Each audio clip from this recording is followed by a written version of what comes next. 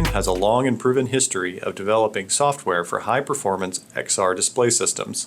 In 1994, the company introduced the CAVE library, a C programming interface for creating virtual reality content. Mechdyne developed, sold, and supported the CAVE library across government, academic, and enterprise sectors. In 2000, Mechdyne launched vGeo, a tool for scientific and geographic information visualization. Then in 2009, the Raspberry Project introduced a C++ development and Python scripting environment for rapidly building advanced interactive experiences. However, these early solutions required highly trained software developers and computer scientists familiar with the capabilities of programming for sophisticated VR systems. In 2011, Mechdyne embraced the Unity game engine with the release of Get Real 3D for Unity, a plugin that brought advanced capabilities for authoring XR content by developing with Unity. Creating content for high-performance XR systems is inherently challenging.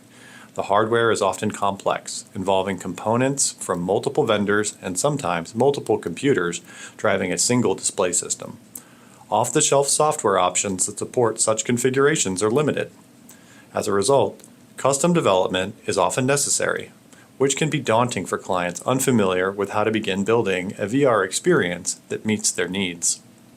The Get Real 3D plugin brings the high-performance XR capabilities to Unity projects, including stereoscopic 3D rendering, integration of tracking and motion capture for spatial interaction, multi-channel display management, including multiple GPUs and multiple workstations, system-wide synchronization to ensure cohesive and consistent rendering across all components.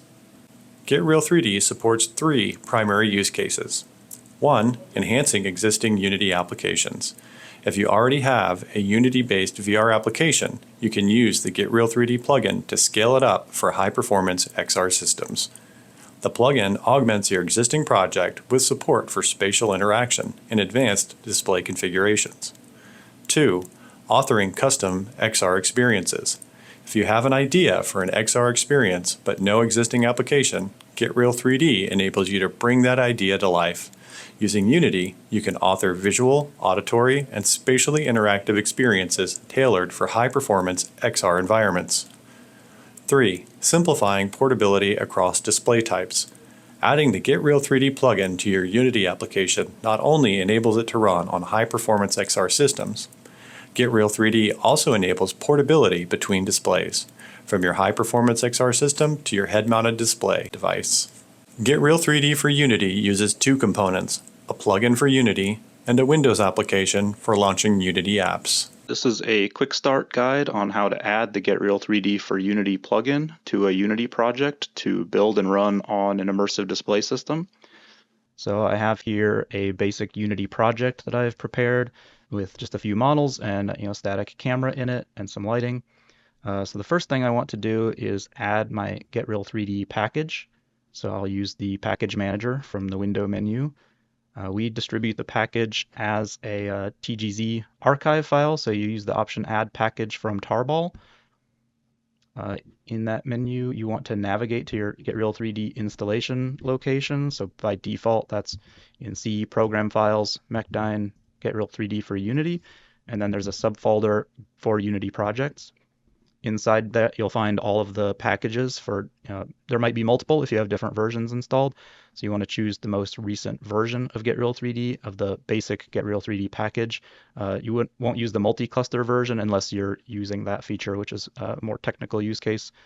So I'll choose that package. It will add and unzip all the files there. And it'll also run a settings validation checker, so it'll show this pop-up with the required settings. If you don't see that, it means it didn't find anything. In my case, I have VSync enabled on some of my quality settings, which is incompatible with the way that Get Real 3D does its sync, so I'll just click Accept All to apply those changes and close that. Now that I've added that in my Packages menu in the project view, I'll now see Get Real 3D has been added. So I only need a couple things from there for a basic scene setup. So from my prefabs directory, I'm just going to drag my generic player prefab, and this is a player controller with a bunch of default interactions configured on it. I'm also going to go into this UI folder and add the event system prefab, which has our wand event module for handling tracked controller inputs for an immersive menu system.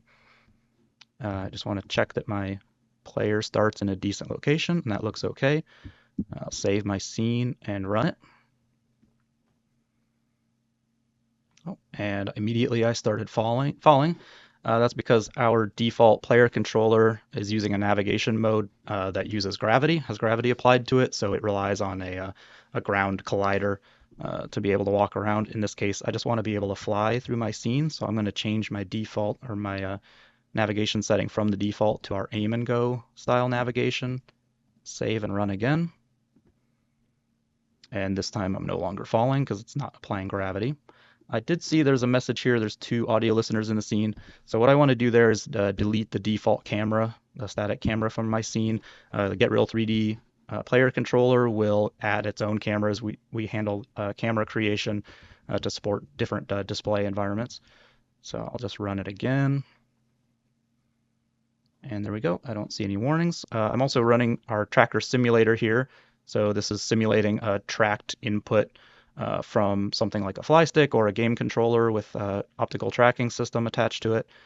So I can simulate movements of my head tracking and my wand or controller tracking, and also simulate gamepad inputs with the buttons here. So here's our basic immersive menu system that I can navigate through using tracked controller inputs, or by just pointing away from it and clicking again, I can dismiss that. And then I can use these axes to control.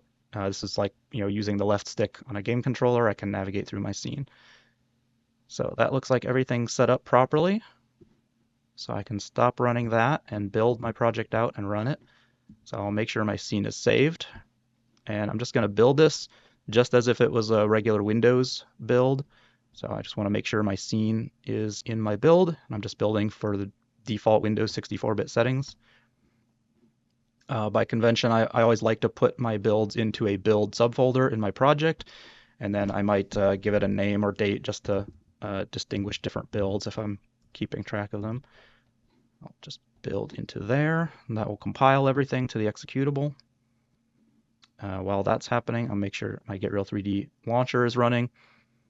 So this would represent how you put the project on your display system. So when that build finished, it opened up this folder here. It has the executable as long as all the other supporting files. So there's a couple different ways I can add the build to my Get Real 3D launcher for running. I can just drag the executable into my launcher. It does rely on all of these other files to be here, by the way. The launcher will go out and pull in all of the files that it needs. So if you're copying this to another computer, make sure you copy that whole directory. I can add it that way. I can also, if I remove it and re-add it, I can show you that we can also add this to a zip file. We also support 7-zip and some other archive formats. So I'll just add this to a zip file. And that way you can just copy this one file if you're using a USB drive or something to copy these. Again, I can just drag and drop that onto the launcher and it'll copy and unzip everything that it needs. All right, and once that's been added, I can choose one of my configurations here and choose my project and click launch. This is just on my laptop, but this would run the same way if you're running it on a big complex immersive display environment with multiple nodes, multiple GPUs. So here it's running in my test window, and again I can simulate tracked input as if I was running it in the immersive display.